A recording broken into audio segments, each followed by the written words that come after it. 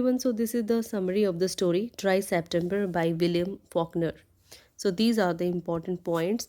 This is the short story published in 1931 in Scribner's magazine. The story is divided in 5 parts. The story exposes the racial prejudice of white people for black population in South America. The main theme of the story is the white goddess myth that means that a southern white woman can't speak a lie and she would not engage in deceit. The story depicts the perspectives of various characters on the accusation of rape on a black watchman, Will Mays by white lady Minnie Cooper. The story is set in Jefferson, South during 1920s where black people were subjected to violence without even checking any evidences and proofs of their involvement in any crime. Here, white people use violence against black people to maintain their social dominance over them. So these are the main characters Henry Hawkshaw, Will Mays, Minnie Cooper, and John McLendon. So now I'm going to tell you the story. So when the story opens, we see that a rumor has spread like a wildfire on a hot September day. The rumor is that a white woman, Minnie Cooper, has accused a black watchman, Will Mays, that he has raped her. Some people are discussing about this rumor in a barber salon. The barber Henry Hawkshaw is not convinced with this news that Will Mays has raped Minnie Cooper because Minnie Cooper is a single woman of about 40 years of age and he believes that Will Mays is a good nigger. But other white people don't believe in his words and call him a nigger lover. Although the barber urges them to find out the truth before accusing Will Mays of rape. Then McClendon, who is the leader of the mob, gathers people to join him to take revenge from Will Mays. McClendon is racially prejudiced and makes it clear that he wants to teach a lesson to entire black community. He has nothing to do with facts and evidences. Henry Hawkshaw is the only person who gives reasonable and rational arguments pleading Will Mays' innocence. But all the white people dismiss his arguments. They have prepared themselves to take revenge. When they leave together to get hold of Will Mays, then Hawkshaw also joins them. Actually, he wants them not to get involved in any sort of violence. In part 2, we get to know more about Minnie Cooper. She is a middle aged single woman of around 40 years of age. She was beautiful and attractive in her young age, but now she has lost her popularity. She is not even married like her friends. So that's why she finds herself out of place in the society. She also finds it difficult to come to terms with her aging.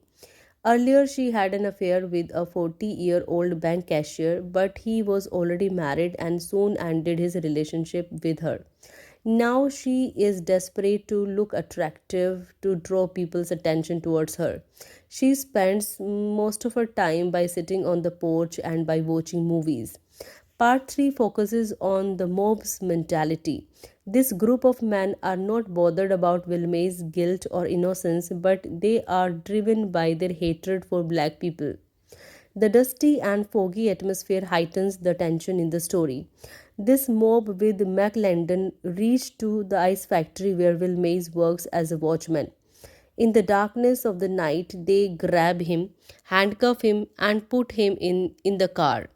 They want to kill him. Although Will Mays keeps on pleading his innocence, but these racist and bloodthirsty people don't pay attention to his pleadings. They continue beating him, and Hawkshaw feels sick and jumps out of the moving car. He has realized that they won't pay attention to his pleadings and they won't spare Will May's life. He then notices McLendon's car moving in the opposite direction without Will Mays being inside. Although it is not mentioned in the story about what happened to Will Mays, but it is very obvious that he has been killed by McLendon and his men. Part 4 focuses on Minnie Cooper's state of mind. She looks nervous and she gets all the attention again as everyone is talking about her molestation. Even her friends approach her asking about all the details of the rape. Although her friends also doubt her accusation against Will Mays. Next, the news of the murder of Will Mays spreads like a wildfire in the entire town, and black people also get very scared and they are not even seen in the town square. Now Mini Cooper gets more attention, that's what she wanted.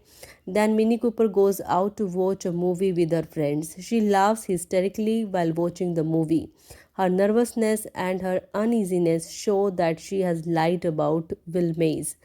Part 5 focuses attention on McLendon, who is a celebrated war hero in the eyes of the people, but in his domestic space, he is a domestic abuser.